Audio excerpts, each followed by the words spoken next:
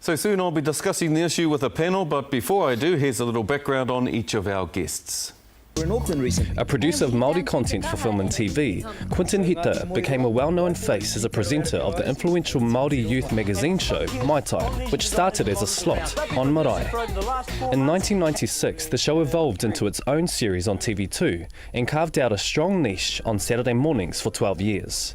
In 2008, My Time was given a facelift and became I Am TV, which carried on the legacy of celebrating Māori youth until 2012. In 2013, Toi Iti took over the reins of the show, which morphed into Totes Māori. But after one season, TVNZ put the program up for tender and awarded the time slot to Whitebait Productions. This is the most recent example of TVNZ outsourcing a Māori program. Live from Westpac Trust Stadium in Wellington is Kris Faafoi. Kris, good evening. Kris Faafoi kicked off his career as a journalist for One News. He went on to join the BBC and returned to work in the press gallery, where he began his political career as a press secretary for Phil Goff.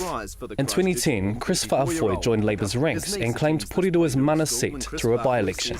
He's now the party's broadcasting spokesperson. Haere mai, haere mai. Whakatau maira. Marama Fox began her career as a Māori teacher, and after 3 years working for the Ministry of Education, she won a seat in Parliament with the Māori Party as a list MP. Don't worry about your side. Yes, dynamic panel this morning. So joining me now, the Māori Party's brand new co-leader, Marama Fox, program makers Toi Iti and Quinton Hita, and in our Wellington studio, Labour's broadcasting spokesperson, Kris Faafoi. Tēnā koutou katoa. Kris, if I could start with you, do you think TVNZ or the government have a hidden agenda? We just heard Kevin Kendrick, the CEO of TVNZ, say there are conspiracy theories around. Are there? I guess he might have been talking about me. Look, I think there's no doubt that TVNZ has changed over the last 6 years under this national government. It looks like it's trying to trim itself down into what it would call a business unit, as opposed to what we would want as a public broadcaster. So you do have reservations about what they're doing. These are two very important departments, both the Pacific and the Māori programming. And you've got to ask why they're not motivated to do this kind of thing anymore. These programs have been running for nearly 3 decades. Marama, what do you think this decision says about culture in TVNZ?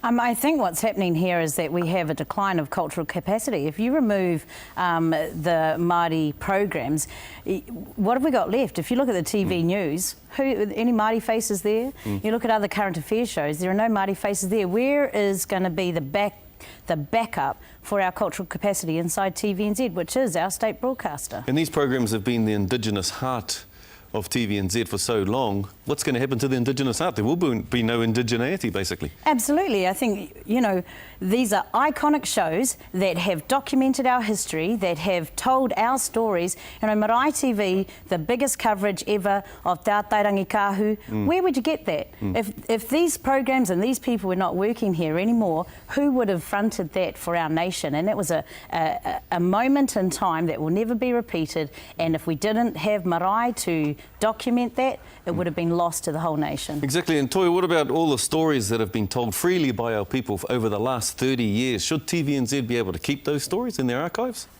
Yeah, well, that's a big issue because from my perspective anyway, they belong to all New Zealanders. So they should be able to be repackaged for the benefit of future generations and not be monetised for, whoever perhaps owns the archive if it's sold. That would be a real concern for me if it was an overseas interest, became a major player.